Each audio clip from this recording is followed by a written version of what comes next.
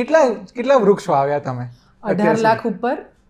અને પાછા અમે વાવવાનું માત્ર નથી કરતા, એને ઉછેરીએ છીએ. 3 થી 4 વર્ષ પગારદાર માણસ મૂકીને ગ્રામ વનો ઊભા કરીએ છીએ. એટલે આમ મને એમ થાય કે માણસોની સોસાયટી હોય તો વૃક્ષોની પણ સોસાયટીઓ હોવી જોઈએ. એટલે એમનું નાનકડું વન, અને એ બી ગામની અંદર જ એમ, અને જ્યાં પશુ પક્ષીઓ કિલ્લોલથી આરામથી રહી શકે એ પ્રકારનું. એટલે 1000થી લઈને 25-30 હજાર વૃક્ષો અમે એક જ જગ્યા ઉપર વાવીએ, અને એમાં ગામની સહિયારી ભાગીદારી સાથે, અને એનો ઉછેર થાય બરાબર, ગામ પાણી આપે અને એનો ઉછેર થાય એ રીતે. એટલે 18 લાખથી વધારે વૃક્ષો અમે વાવ્યા. અમારો સર્વાઈવલ રેશિયો 85 થી 87% જેટલો. આટલો તો કદાચ ગવર્મેન્ટે જે વૃક્ષો આવે એમાં નહીં હોય. પણ અમે છે ને, પ્રોબ્લેમ સરકારમાં શું થાય છે ખબર છે, હું એક કામ મેં કરી લીધું એમ, પણ જ્યાં સુધી હું કોઈ પણ સામાજિક કામો એ ત્યારે સફળ થાય છે જ્યારે સહભાગિતા અંદર આવે છે એમ. એટલે જેની માટે હું જે ગામમાં પ્લાન્ટેશન કરી રહી છું, હું જે ગામમાં તળાવ બાંધી રહી છું, એ ગામના લોકોને હું સમૂહ ભાવનાની અંદર પ્રેરીશ નહીં,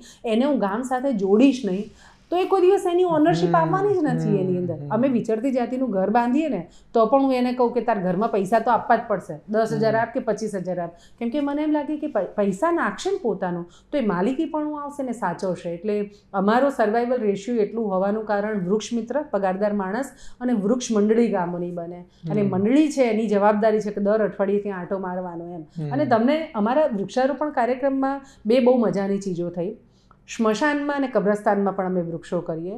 સામાન્ય રીતે સ્મશાન અને કબ્રસ્તાન, સિટીમાં હવે કોઈનું ડેથ થાય ને, મરણ થાય તો બહેનો સ્મશાનમાં આપણને ક્યાંક દેખાય જતી, પણ ગામોમાં તો એ બહુ જ ડિફિકલ્ટ. અને એમાં અમે જે વિસ્તારોમાં, એટલે બનાસકાંઠા અને એના અંતરિયાળ વિસ્તારોમાં તો આજે પણ એવું છે કે બધી બહેનો, અમુક ચોક્કસ પ્રકારની કમ્યુનિટીની બહેનો તો બધી ઘરની બહાર પણ ન નીકળતી હોય, પણ આ સ્મશાનમાં વૃક્ષો કરીએ અમે તો બહેનો આવે ને, નાના ટાબરિયા પણ આવે, તો એ બાને એક પેલું સામાજિક બેરિયર જે કહેવાય કે સ્ત્રીથી આ થાય ન થાય, તો એવું કે રુજુ હૃદયવાળી છે, આ બધું જોઈ ન શકે, પણ એ પાવરફુલ છે, શક્તિ છે એની. તો એ બધું આમાં તૂટતું લાગે, અને એના કારણે એક સચવાય પણ છે વૃક્ષ મંડળીઓને. એના કારણે કેટલાક ગામોમાં તો પિકનિક થાય છે હવે સ્મશાનમાં. અમે સ્મશાનમાં ટ્રી પ્લાન્ટેશન કરીએ એટલે માંડવો બંધાય, એટલે સ્મશાનમાં સેલિબ્રેશન એમ. અને નહીં તો પહેલાં એવું કહેતા, મને યાદ છે હું ગામડામાં ઉછરી છું એટલે કે ત્યાંનું તો કંઈ ખવાય પણ નહીં એમ, અને ત્યાંય ખવાય નહીં તો ભૂત છે ને આવી જાય, એવું આપણે જે માનતા નાના હતા ત્યારે.